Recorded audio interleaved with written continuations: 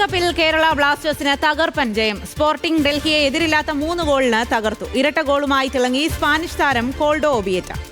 Sports ഡെസ്കിൽ നിന്നും ജോയ്മോൻ ജോസ് ആണ് കൂടുതൽ വിവരങ്ങളുമായി ചേരുന്നത്. ജോയ്മോൻ, എന്തായാലും ബ്ലാസ്റ്റേഴ്സിന് തകർപ്പൻ ജയമാണ്. എങ്ങനെയാണ് നേട്ടം?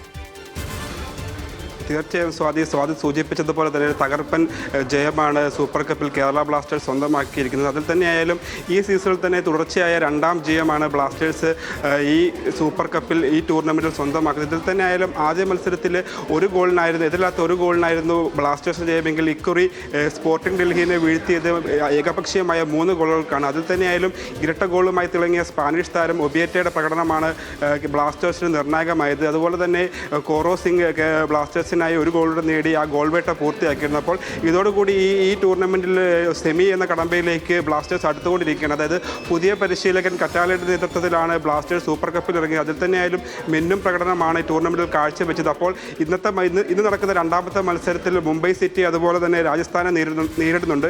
ഈ മത്സരത്തിൽ രാജസ്ഥാന് മുംബൈയെ വീഴ്ത്താൻ സാധിച്ചു കഴിഞ്ഞാൽ ഏകപക്ഷീയം അല്ലെങ്കിൽ ആധികാരികമായി സെമി ഉറപ്പിക്കാൻ ബ്ലാസ്റ്റേഴ്സിന് സാധിക്കും. അപ്പോൾ ഇന്നത്തെ ഈ മത്സരം നിലവിൽ പുരോഗമിച്ചിരിക്കുകയാണ്. എങ്കിൽ തന്നെയായാലും നിലവിൽ 2 മത്സരങ്ങളിൽ നിന്ന് 6 പോയിന്റുമായി ബ്ലാസ്റ്റേഴ്സ് ഗ്രൂപ്പ് ഡിയിൽ തലപ്പത്തുണ്ട്. ഒരു മത്സരം കൂടിയാണ് ഇനി ഈ ഗ്രൂപ്പ് ഘട്ടത്തിൽ ബ്ലാസ്റ്റേഴ്സിന് ശേഷിക്കുന്നത്. അതിൽ തന്നെയായാലും കരുത്തരായ മുംബൈ സിറ്റിയാണ് എതിരാളികൾ. അപ്പോൾ ഇന്നത്തെ ഈ മത്സരത്തിൽ ജയത്തോടു കൂടി തലപ്പത്തെത്തിയെങ്കിലും ഒരു മത്സരം ശേഷിക്കെ ഇന്നത്തെ ഈ 2ാമത്തെ മത്സരത്തിലെ വിജയിക്കുന്ന മത്സരബലത്തെ ആശ്രയിച്ച് ബ്ലാസ്റ്റേഴ്സിന് ആധികാരികമായി സെമി ഉറപ്പിക്കാൻ സാധിക്കും. എങ്കിൽ തന്നെയായാലും ആദ്യം മുതൽ തന്നെ മത്സരത്തിൽ ഗോവയിൽ നടന്ന മത്സരത്തിൽ ബ്ലാസ്റ്റേഴ്സിനായിരുന്നു ആധിപത്യം. അതായത് 4ാം മിനിറ്റ് മുതൽ ഗോളവസരങ്ങൾ സൃഷ്ടിക്കാൻ ബ്ലാസ്റ്റേഴ്സ് താരങ്ങൾക്കായി. അപ്പോൾ 17ാം മിനിറ്റിലും 22ാം മിനിറ്റിലും അതുപോലെ തന്നെ 34ാം മിനിറ്റിലുമാണ് ബ്ലാസ്റ്റേഴ്സിൻ്റെ ഗോൾ വീണത്. അപ്പോൾ ഈ ഒരു ജയത്തോടുകൂടി ആധികാരികമായിട്ട് തലപ്പത്തെത്തിയ ബ്ലാസ്റ്റേഴ്സ് സെമി എന്ന കടമ്പയോട് അടുത്തിരിക്കുകയാണ് സ്വാതി. ശരി ജോയ്.